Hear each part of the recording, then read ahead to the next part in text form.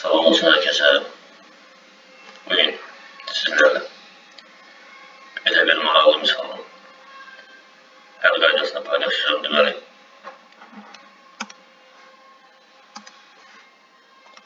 Verilib A üstə gəl 4 üstə gəl 12 bölünsün. Deməli A kvadratı bərabər 34.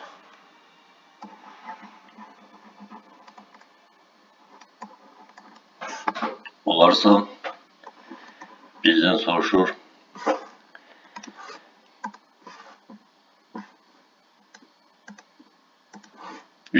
A üstü 4 çıxılsın 6 A kvadratı nə qədərdir? Yəni neçədir daha doğrusu?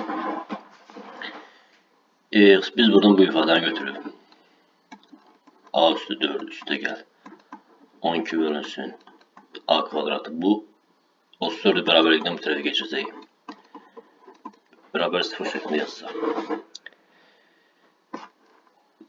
Evet, daha sonra A üstü 4 üste gel. Bu 34'ü böyle yazır. Yani yazabiliriz. Çıxılsın 36. Çıxılsın 36 üstü gel 2 kimi yazabilir. Çünkü mənfi 36'nın üstüne 2 geldi. Neyse bize mənfi 34'ü verəcək onsuz. Üstə gel 12 bölünsün A'nın kvadratı beraber 0. Şimdi biz buradan A üstü 4 çıxılsın 36'nı bile yazabiliriz. A'nın kvadratının kvadratı çıxılsın 6'nın kvadratı. Ve üste gel 2 üste gel 12 bölünsün A'nın kvadratı beraber 0 yazdık.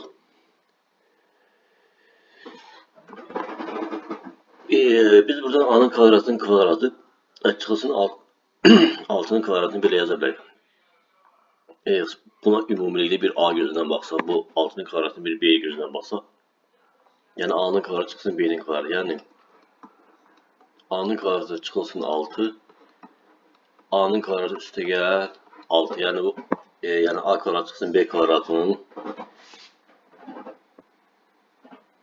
açılış kimi. Üstə gəl. Bunun 2'ni mötərizə xaricə çıxarsa, olacaq 1 üstə gəl 6 bölünsün A'nın kvadratı beraber 0.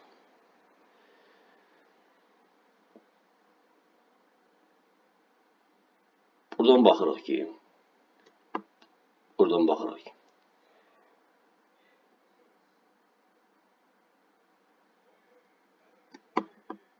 bunu yazsaq, A'nın kvadratı çıxılsın 6, A'nın kvadratı üstə gəl 6, üstə gəl 2 vurulsun. Bunun məxrəcini iri verib, yəni bunları toplasaq, bu olacaq nə? A'nın kvadratı bölünsün, A'nın kvadratı üstə gəl 6 şəklində. Yine buradan baxır ki, A'nın kvadratı üstə gəl 6 burada da var, burada da var. Bu A'nın kvadratı üstə gəl 6'nın mötərizə xaricdən çıxarsa olacaq belə. A'nın kvadratı üstə gəl 6.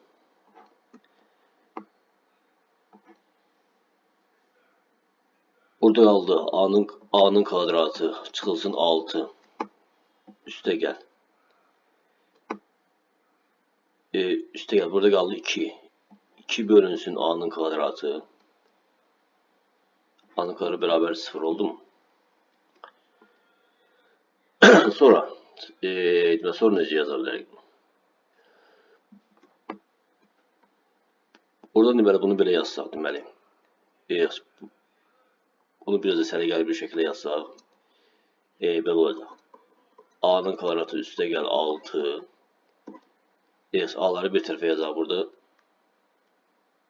Ədədi bir tərəfə A'nın kvadratı üstə gəl 2 bölünsün A'nın kvadratı çıxılsın 6 beraber 0 şeklinde yazsam. Burada deməli 2 dənə ədədin hasili verilib.